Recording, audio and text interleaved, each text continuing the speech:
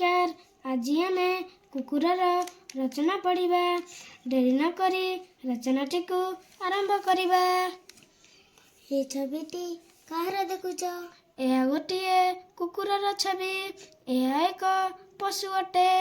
तुम घरे कुकुर अछि? आम घरे गोटे कुकुर अछि। तार नाम कौन? तार नाम भूटो। तार देहर रंग किपरि? यार रंग कला अटे।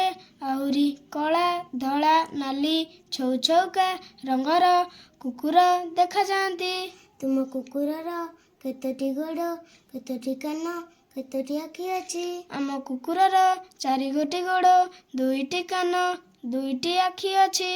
ता लांजटी किपरि? ता लांजटी लोमरे आर्बुत देखिबाकु लंब एवं बंका।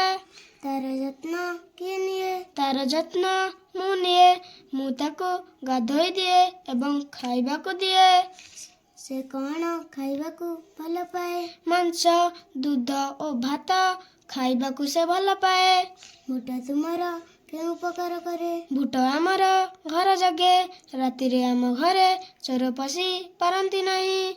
ताकू तुमे भल पाओ कि? मु ताकू भारी भल पाए। आज आमे पढ़िले कुकुर विषय रचना।